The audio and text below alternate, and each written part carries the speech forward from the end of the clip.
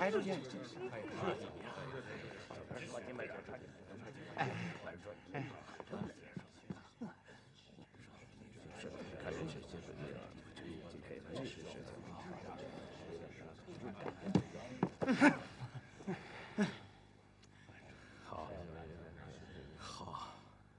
好你个允堂！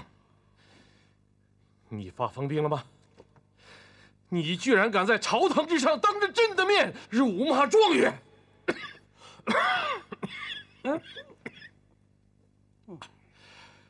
你竟敢说出什么满汉之风的话来！你，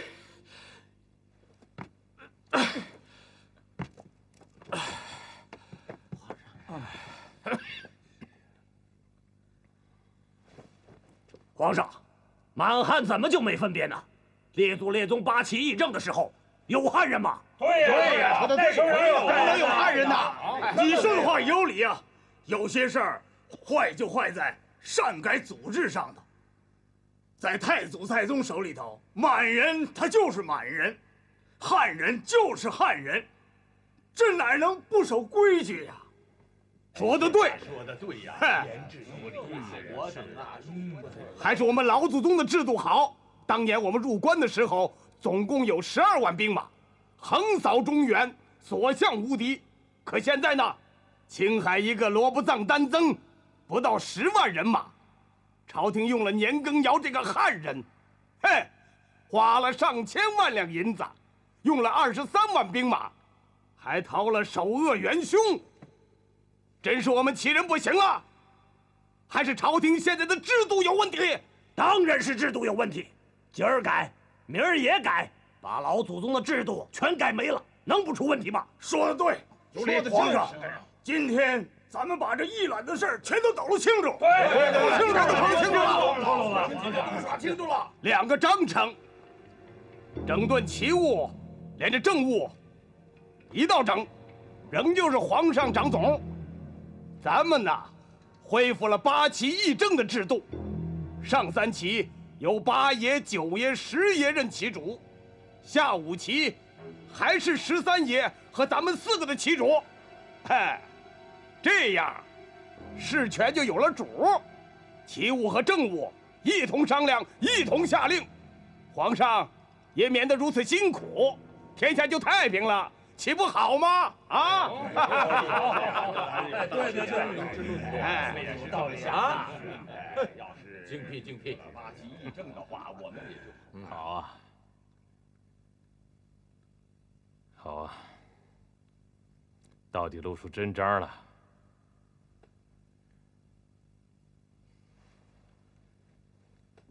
朕在继位之初就已经说过。朕无意做这个皇帝，只是圣祖托付，不得已而为之啊。圣祖是一代明主，就是撤销8王议政，那也是他老人家手里做的事儿。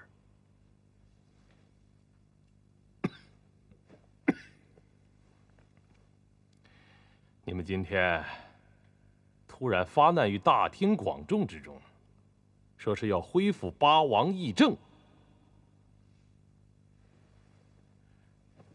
朕想知道你们的真心，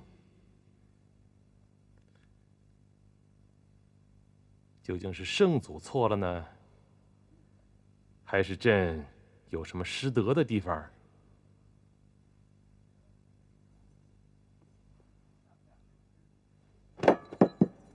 明说了吧，你们谁想当这个皇帝？不妨站出来直说！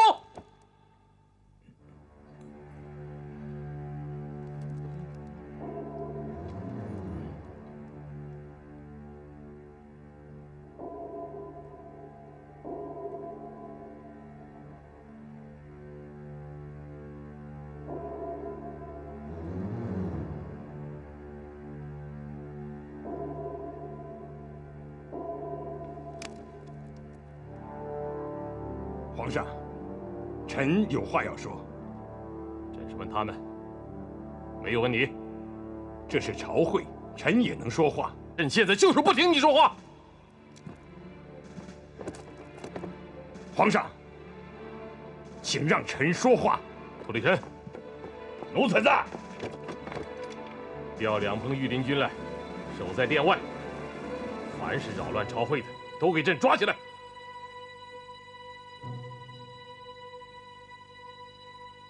皇上，奴才失职，奴才有罪。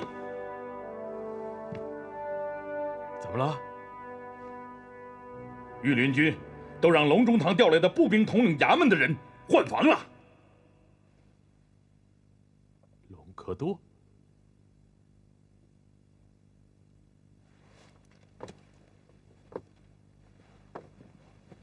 隆科多在哪儿？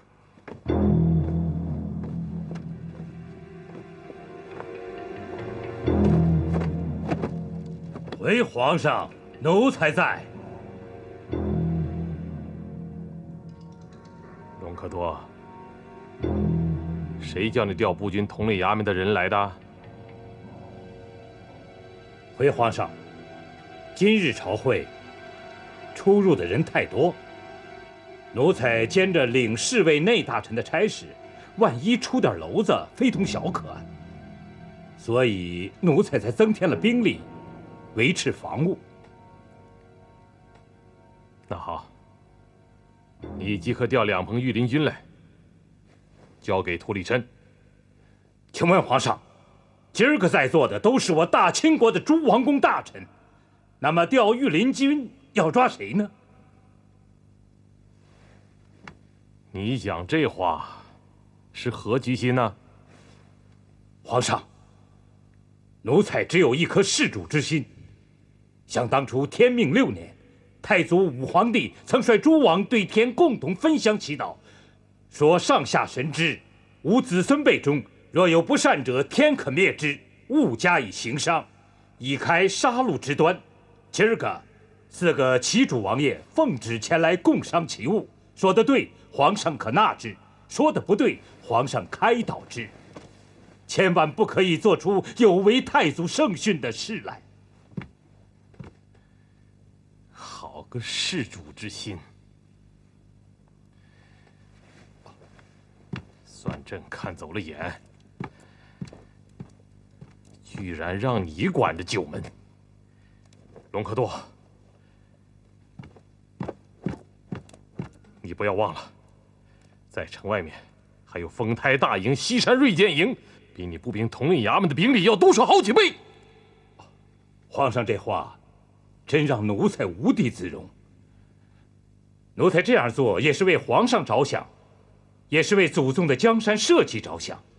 现在不仅仅是奴才，就是九门的将士，包括丰台大营和西山锐剑营的将士，也和奴才一个心思，望皇上能够见纳臣下的忠言，不要动不动就以兵刑相加。花吗？丰台大营和西山锐剑营的防务，已被四个旗主带来的参将共管了。什么？你说什么？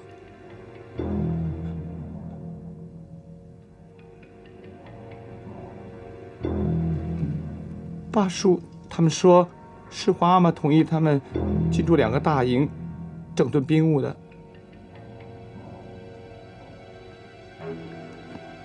好手段，老八，你果然是深藏不露啊！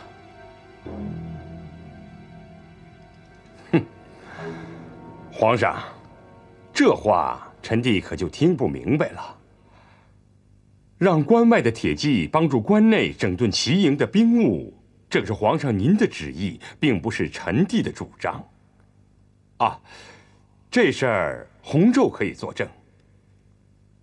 洪胄，当着满朝的大臣，昨天晚上你说过这话没有？臣，三哥，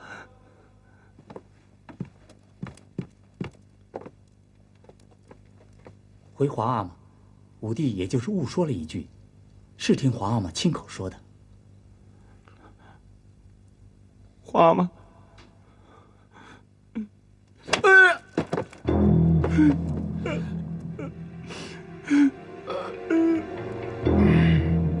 不话吗？皇上，不要动！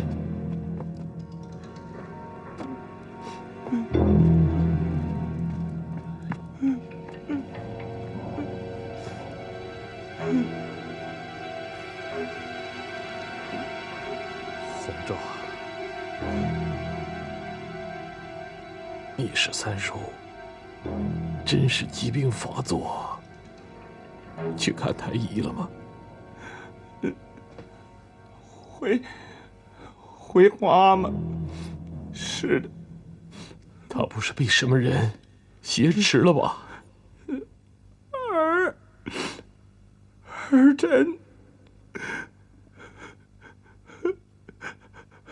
不知道。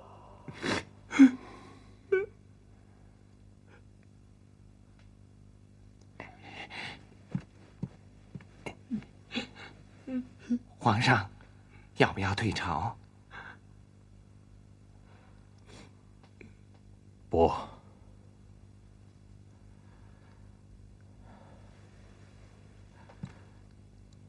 云寺，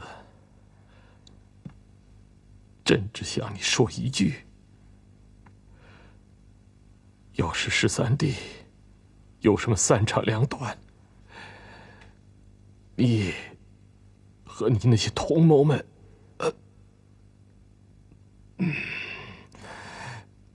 那就是自绝于天地，自绝于列祖。皇上，您把臣等看得也太坏了。自古从来就是皇上想抓就抓，想关就关，想杀就杀。做臣子的能保住这条性命就算不错了，哪还有丝毫加害他人之心呢？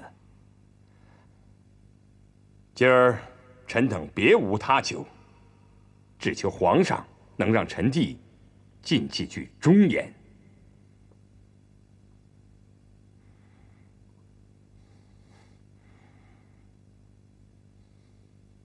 好，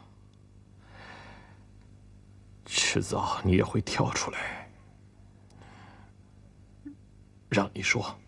好，只要皇上能让臣说几句话就好。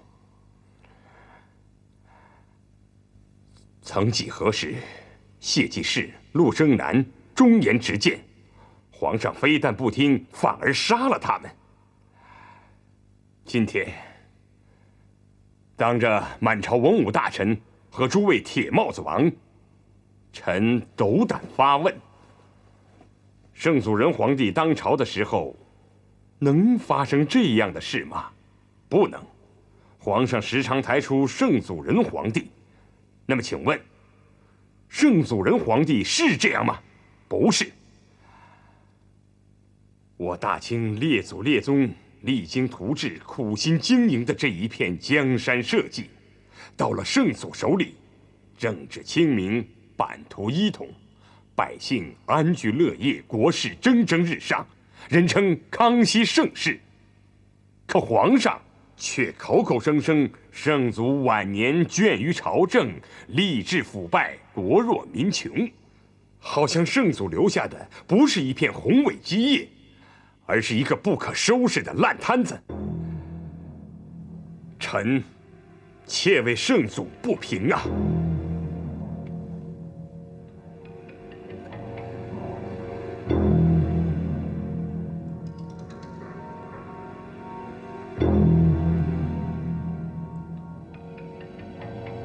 皇上自继位以来，仅仅在用人方面就有很多失误，可是群臣是敢怒而不敢言呐。难道这不是我们朝廷的不幸吗？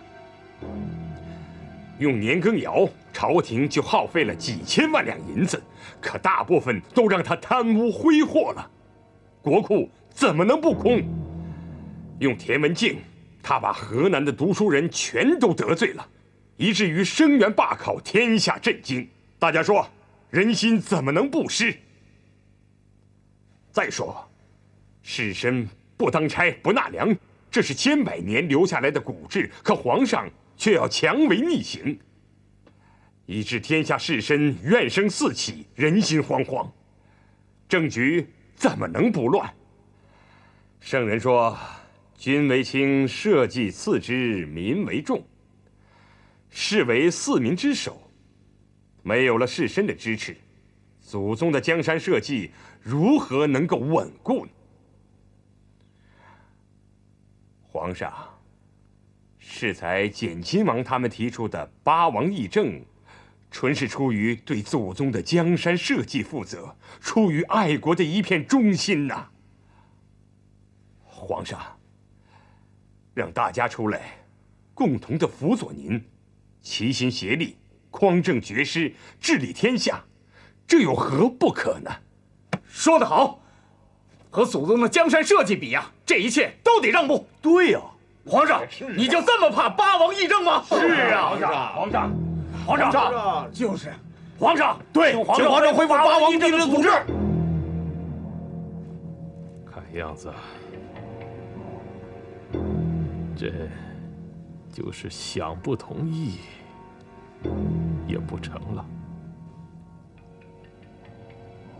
是吗？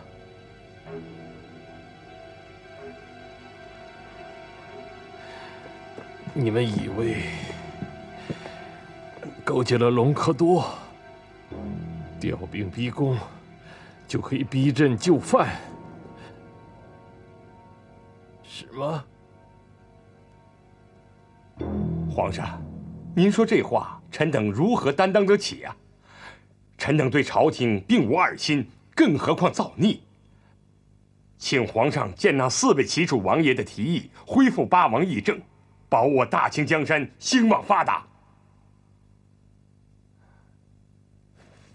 好了，皇上，请4位齐主王爷进关共商齐务是您的旨意，让关外铁骑帮助整顿齐营兵务也是您的旨意。您既然决心整顿，那为什么就不整顿到底呢？皇上，臣有话要说。你说，这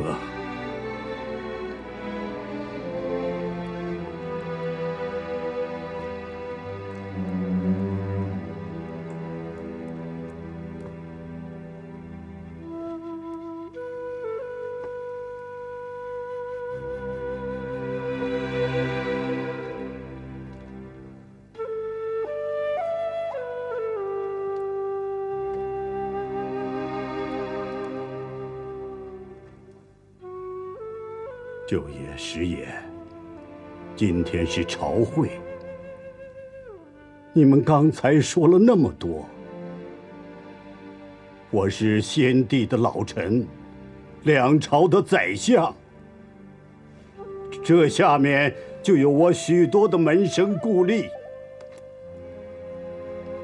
你们该不会把我也当成满人的狗，不让我说话吧？刚才各位齐主王爷说到了八旗议政，请问什么叫八旗议政？这还用问吗？八旗议政就是当年太祖爷封的8个铁帽子王共同商议政务，因此也叫八王议政。对呀，就是不对。什么叫八王议政？我来说说吧。已为天明4年，太祖令储户里等5臣与科尔科部5位王共谋联合反明。注意，这不是八王，而是10王，因此也叫10固山执政王。到了天命6年，情形又是为之一变。参与盟誓的，并没有5位王，也没有科尔科部诸王，而是斯塔贝勒、代善、阿敏、蒙古尔泰和我太宗文皇帝，还有德格雷、耶尔哈朗、阿济格和岳托四王。这就是所谓的八王议政。但是，在此以后，凡是遇到大事具名议政的，又不定是这8个人。太祖遗嘱中所说旗主各主一旗的，像多尔衮、多铎这些王爷，就不在8王之内。因此，也就从来没有什么八旗议政。没有八旗议政，说的不对。显亲王爷，是不是这样啊？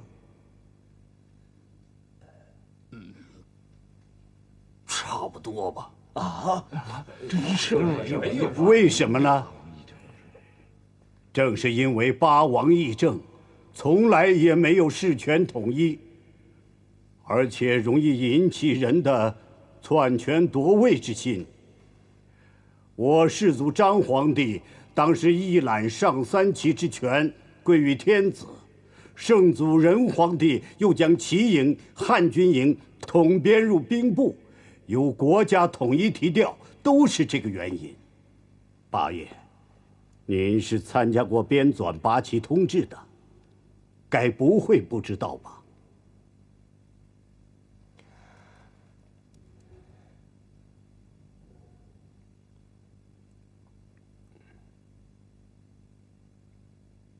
如果八旗各方为政，定会同事操戈，祸气萧墙，不但无今日之大治，诸王旗主王爷岂能安会盛京？因此，今日重提所谓八王议政，不但不合时宜，而且定会扰乱国家政局，断不可行。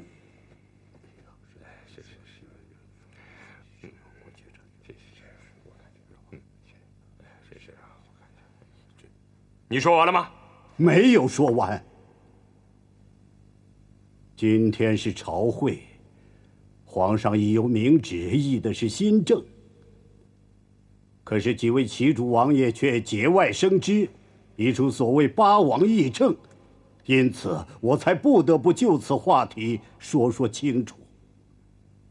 刚才八爷、九爷和各位旗主王爷一起指斥新政，攻击皇上，这才是我今天一定要说的。我张廷玉追随圣祖康熙皇帝凡20年，圣祖的心思我最清楚。他老人家直到病天，念念不忘、耿耿于怀的就是整顿吏治，改革弊政啊！康熙46年，黄河发大水，泽国千里，灾民百万，朝廷却拿不出钱来赈灾济民，全靠当今的皇上和13爷到江南募捐筹款，才度过了那次难关。先帝也曾对我说过，再不整顿吏治，这个国家就危在旦夕了。因此才有了后来的追逼国库欠款。先帝数次下决心要平叛乱，都因国库空虚而无法用兵。对此，先帝经常食不甘味，夜不安息。先帝也经常对我们说，再不改革弊政，朝廷连用兵都没有办法了。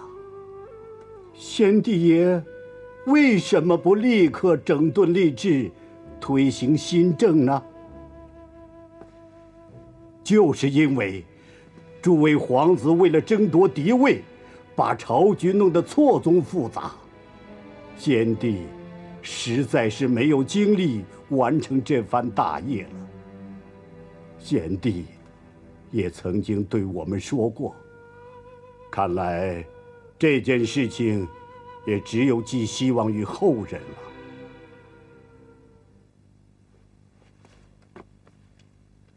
马中堂，您说是不是这样啊？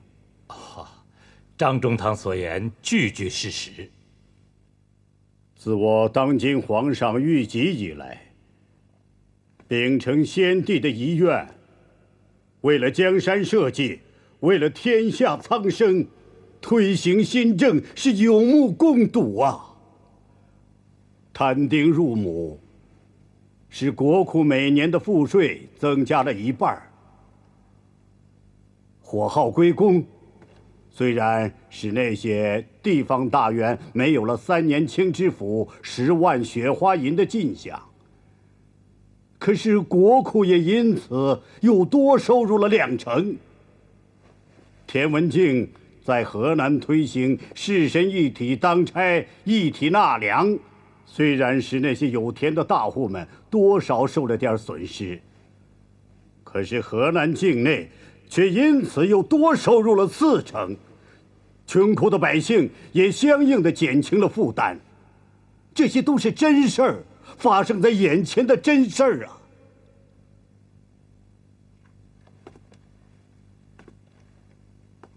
八爷，您说是吗？八爷，您是总理王大臣，人称贤王，更应当以贤为怀。这些眼前发生的事儿，您不会不知道吧？别人反对新政，八爷您是最不应该反对新政的。你放肆！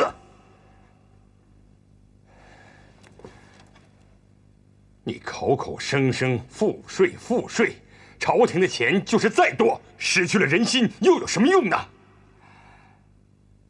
我爱新觉罗的江山社稷，正是因为像你、田文镜、年羹尧这些奸臣酷吏，才搞得人心失尽。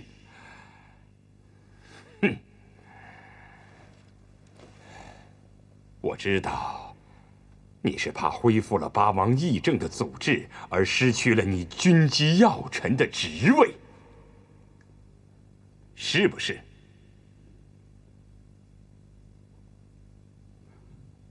八爷，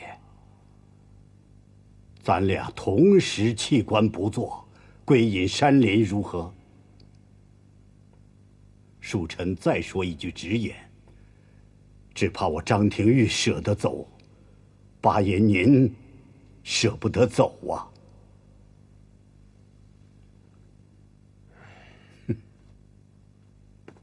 哼，反了！反了！全反了！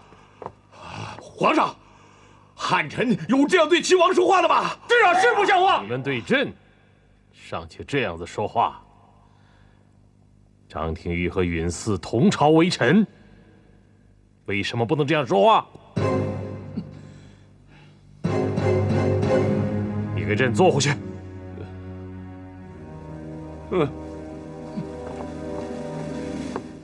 乐部、永信、承诺、都罗，你们还要替八王议政吗？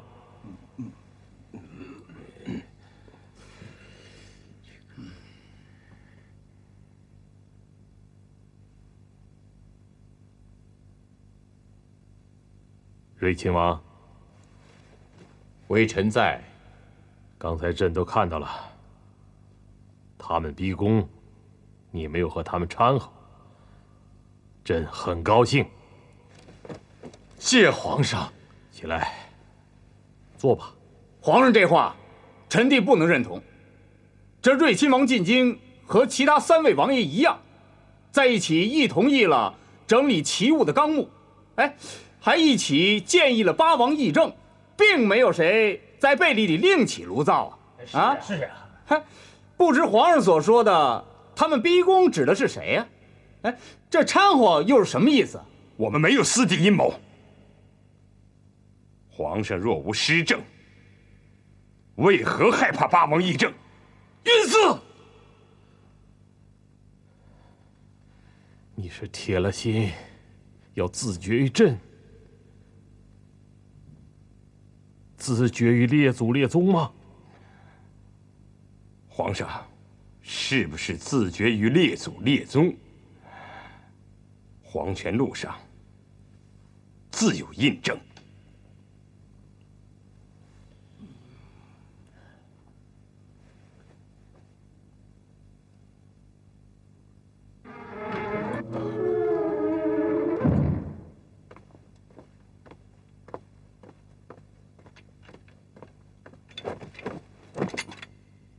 皇上，什么事？13爷，怎么了？回皇上，13爷他来了。哦，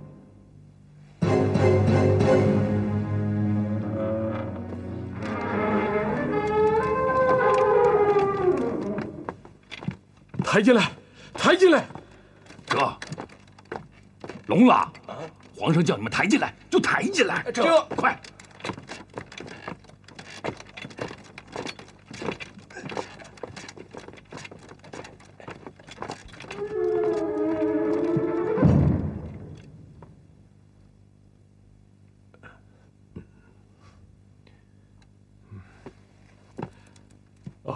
李德全，奴才在。把这个靠垫给13爷垫上。哎，这。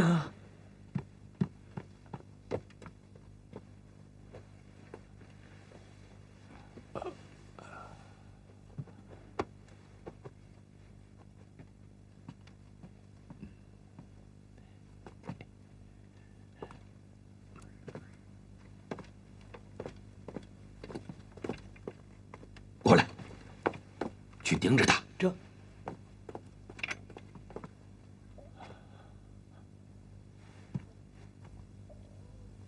大哥，有什么条陈建议，可以直接向皇上说吗？干嘛要那样做呢？涂立琛在。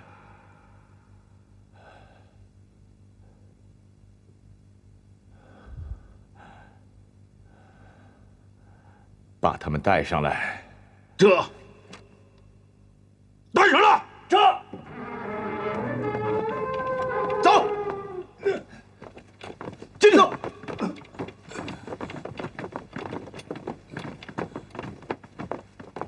跪下。皇上，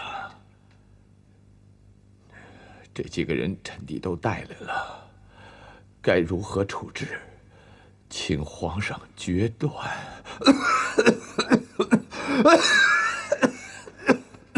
处置他们有什么用？先带下去，免得误了朕的地方。这，押下去。走，走。隆科多呢？回皇上，隆科多刚出正殿就被我看住了，要不要叫他进来？朕不想见他，带他到应该去的地方。这，八爷、九爷、10爷，朕累了，想必你们也累了。涂立琛在。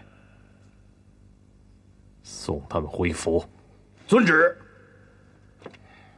八爷、九爷、10爷，奴才奉旨送各位爷回去。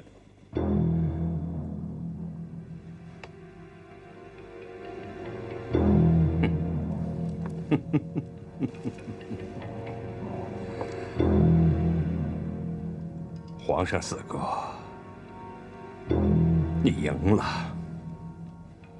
你赢了。可是弟弟告诉你，如果你不是皇上，你是赢不了的。你看看，你看看，这满朝的文武大臣，除了一个你曾为他掌过灯的王文昭，还有这2个高官厚禄的军机大臣。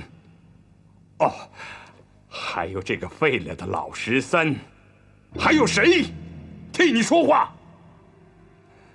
皇上，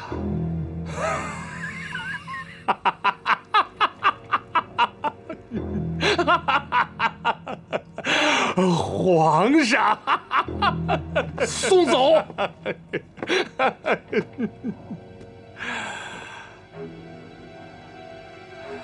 无非是意思而已。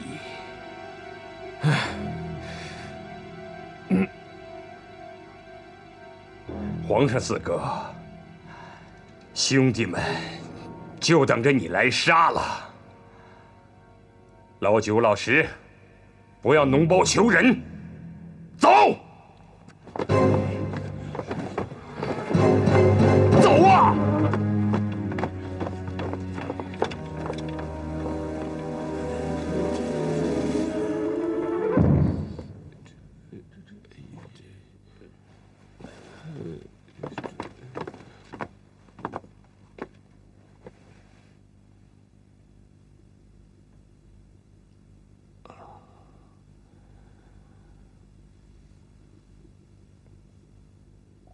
我说，四位王爷，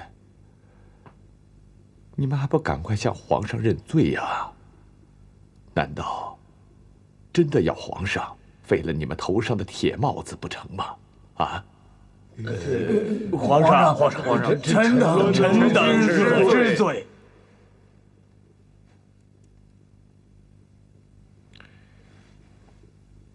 知罪，朕既不加罪。睿亲王都洛宅心仁厚，不予处罚。其他3人罚俸1年，到理藩院把8旗通志、各朝诗本带回去给你们的子孙们看。谢皇上隆恩。省得以后再有人提什么八王议政。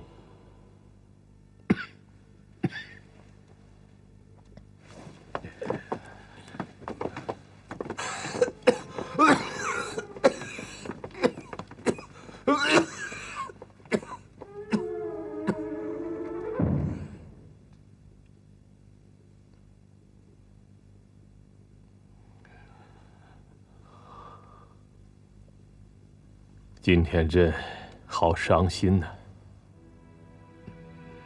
朕伤心的不是允嗣他们逼宫乱政，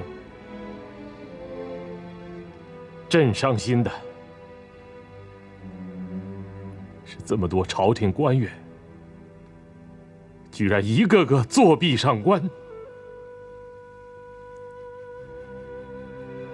平日里你们口口声声君君臣臣，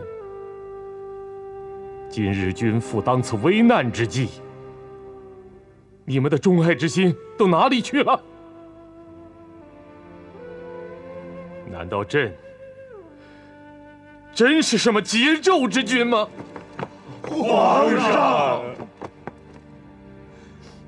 朕自登基以来，为了这个千疮百孔的江山社稷，为了我大清的无数苍生，不得已推行新政，日夜辛劳，累得筋疲力尽。没想到，竟这样得不到你们的理解。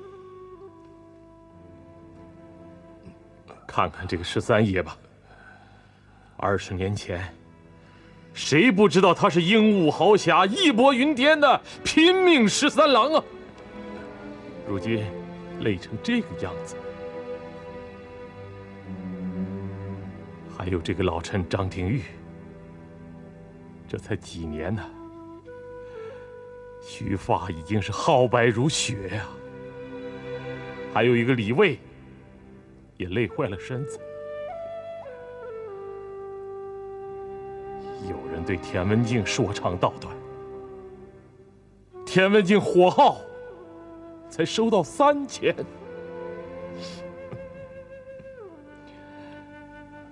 他在给朕的奏折上说：“骨瘦如柴，恐年命不永啊。”他也是累疯了。这个皇帝位子有什么好？偏偏像允嗣、允汤这般小人，大横炮使邪力，必欲取之代之，而后安，而后快。对，他们是猪，是狗，是阿奇的，是塞子黑。13弟13爷，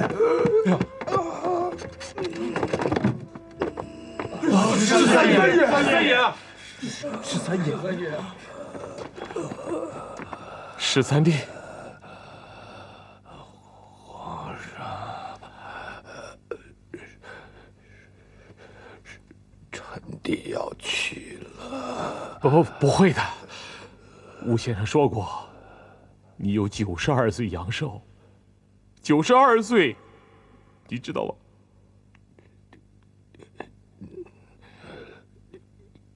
臣弟明白了，连日带夜，要是这样算的话，正是46岁。皇上，